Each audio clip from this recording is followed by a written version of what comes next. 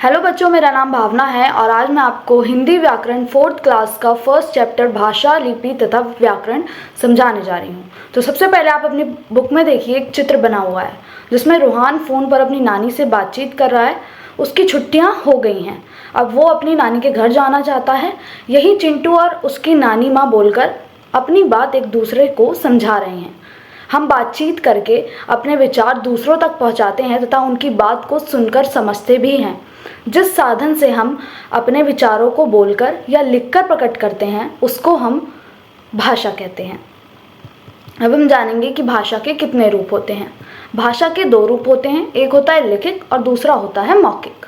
मौखिक भाषा, बोलकर अपने विचार प्रकट करना मौखिक भाषा कहलाता है, जैसे भाषण देना, बातचीत करना या गाना गाना। और दूसरा होता है हमारा लिखित भाषा। जब हम लिखकर अपने विचार दूसरों तक पहुंचाते हैं तथा लोग उसे पढ़कर समझते हैं, उसको हम लिखित भाषा कहते हैं। जैसे समाचार पत्र, सूचना पट पर से लिखा हुआ हम कुछ भी पढ़ेंगे तो वो भी हमारा लिखित में आएगा, लिखित भाषा।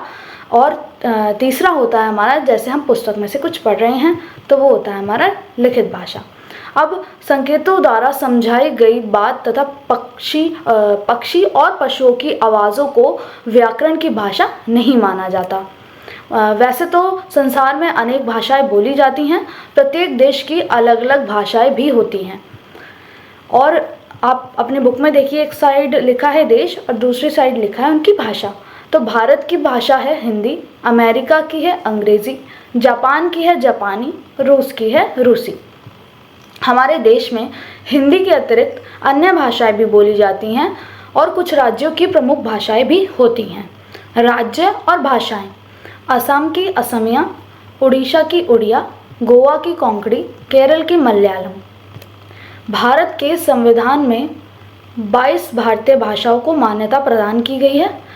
असमिया, जिसमें कि असमिया है, उड़िया है, कन्नड़ है, कश्मीरी, कोंकणी, गुजराती, डोगरी, बोडो, मैथिली, तमिल, तेलुगु, नेपाली, पंजाबी और बांग्ला, मणिपुरी, मराठी, मलयालम, संस्कृत, सिंधी, स्थाली, उर्दू तथा हिंदी, ये सभी भाषाओं को मान्यता प्रदान की गई है।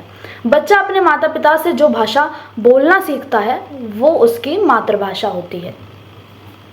लिपि: बोलते समय हमारे मुख से निकलने वाली ध्वनियों को लिखने के लिए जिन चिन्हों का हम प्रयोग करते हैं उसको ही हम लिपि कहते हैं। भाषा को लिखने के लिए निर्धारित किए गए चिन्हों को लिखने के ढंग को ही हम लिपि कहते हैं। सभी भाषाओं की अलग अलग लिपि होती है बच्चों, परंतु एक लिपि में भी अनेक भाषाओं को लिखा जा सकता है। जैसे आप अपने बुक में देखिए, भाषा और लिपि: हिंदी की देवनागरी, संस्कृत की देवनागरी, गुजराती की देवनागरी, उर्दू की फारसी, नेपाली देवनागरी, पंजाबी गुरमुखी और अंग्रेज़ी रोमन, फ्रेंच भी रोमन। ये सब भाषाएं और लिपियां हैं। व्याकरण: सबसे पहले आप चित्र देखिए, इसमें 2 बच्चे बातचीत कर रहे हैं। पहले ने बोला जा रा किधर आप, दूसरा बोलता है हूँ घर जा रहा मैं। यहाँ रूहान ने अशुद्ध भाषा का प्रयोग किया है तथा आरव ने भी वाक्य को सही प्रकार से नहीं बनाया है। इन्हें क्या कहना चाहिए था? रूहान को कहना चाहिए था आप कहाँ जा रही हैं। उसके जवाब में आरव को बोलना चाहिए था मैं घर जा रहा हूँ। कहने का मतलब ये है कि प्रत्येक भाषा को लिखने, पढ़ने तथा बोलने के लिए कुछ नियमों का प्रयोग किया जाता है। इन नियमों की जानकारी हमें व्याकरण से होती है।